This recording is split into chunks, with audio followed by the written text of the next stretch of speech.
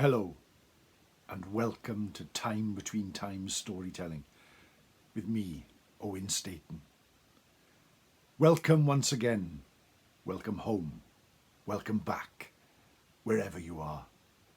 Join me here for a short tale to take us away from the trappings, stresses, strains of modern life and place us for just a brief time around the fireplace where the sun has gone and the sky is grey. Welcome, my friends, to the time between times. You know that time when you come home from work, you have your food, you sit down, you look outside.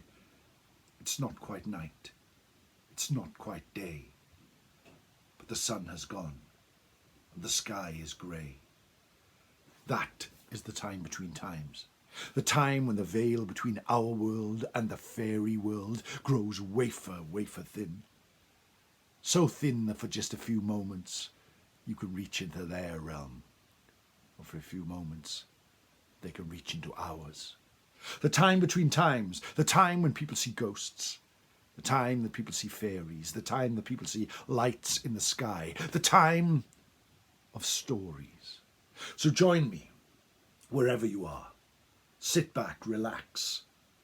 Close your eyes if you can, and it's safe to do so. And let the time between times wash over you. Forget about what you have to do tomorrow.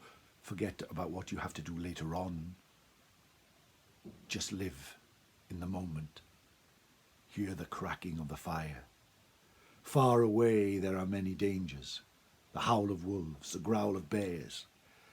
But we know we are safe here at the time between times.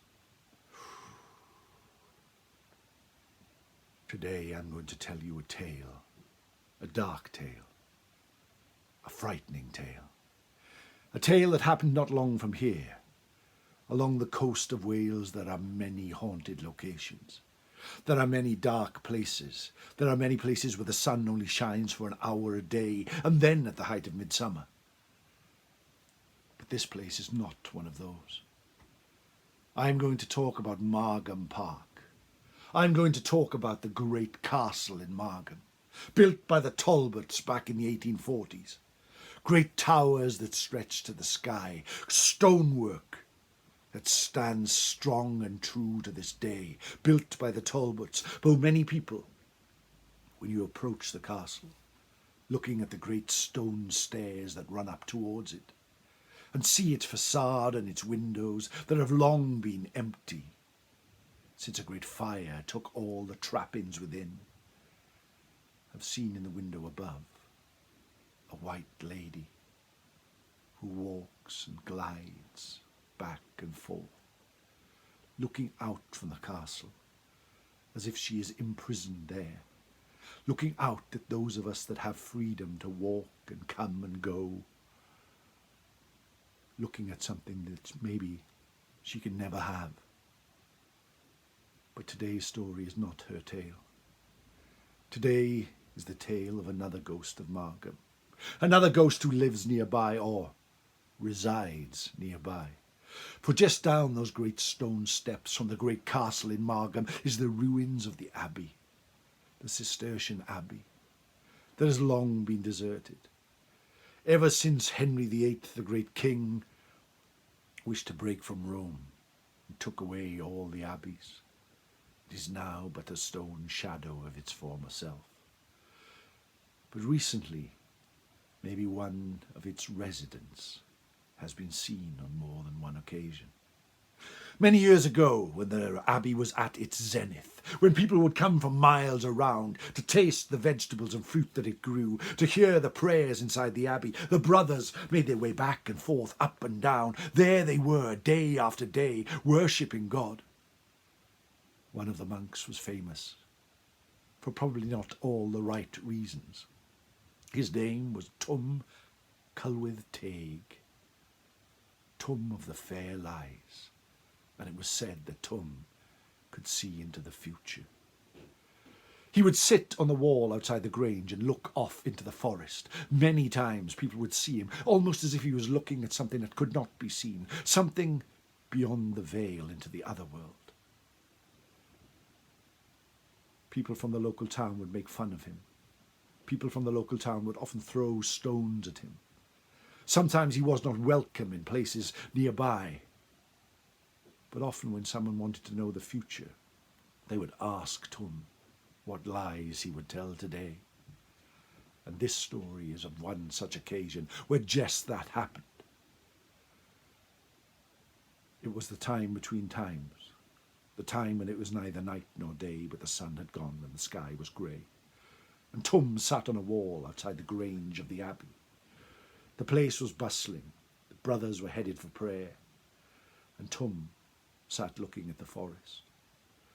A man who was known locally as Rufus the Lleidyr, Rufus the thief, approached Tum, a brand upon his face for crimes that had been committed before, and said to Tum, "Tum, what lies have you got for me today? Surely you have some." Tum looked at Rufus. It is said that the glare he gave him could have scared the devil. It is said that he looked right through him. And he said to Rufus, for he knew that he was up to no good, "Rufus, today you will die 3 deaths." 3 deaths? How can I die 3 deaths? I'm not even a cat with 9 lives. How can I die 3 deaths? You will see. Rufus was indeed up to no good, stealing eggs from the nests of birds. He went into the forest, saw a nest high in a tree, clambered up, his little bag at his side, already half full with eggs from other nests. He clambered up the tree, which was wet with moss, reached the branch and shimmied across. He dare not go any further, for this nest was far on the end of an arm of a branch that would not hold the weight of a man. But he could reach across, and reach across he did, his fingers going over the straw of the nest into it, and then running over the eggs. He felt 1, 2, 3, 4, 5 eggs. And just as he went to grab them, something bit his hand. He pulled his hand out and saw, looking into the nest, the face of a viper, which had hidden asleep there, waiting for something to come. Tum looked at his hand and knew that he had to get help quickly. He leant back and fell. From the high tree he fell, hitting every branch on the way down. 1, 2, 3. On the 4th he hit hard and broke his neck, bounced off the branch and tumbled, fell into a lake. For the last seconds of his miserable life he looked upwards and then sank beneath the waters and drowned, dying 3 deaths, just as Tum had prophesied. Since that day, many, many years have passed, and the spirit of Tum has been seen many times at the edge of the forest near the abbey. People have walked past and seen the monk looking out, rushed towards him to see the figure, only to see him turn around and disappear into the woods.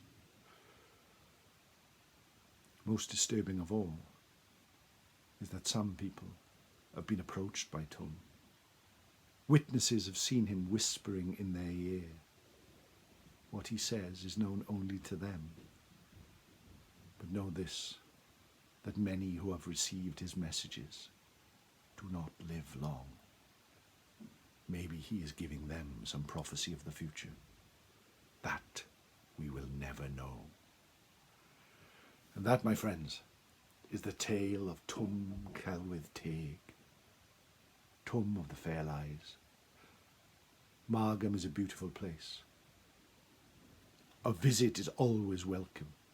Its castle is there for you to look inside. Please visit, please enjoy, but walk through the ruins of the abbey with care. Walk towards the castle with care. Look up, see if you can see the White Lady. And look to the woods to see if Tum is there looking at you. Take care, my friends. Please like and subscribe the videos. And also know I have an audio podcast, Time Between Times Storytelling. You can be found wherever you find your podcasts. You don't have to look at me when listening to the tales. Join me again soon at the Time Between Times. My name is Owen Staton. Mwynhewch. Take care. No star. Goodbye.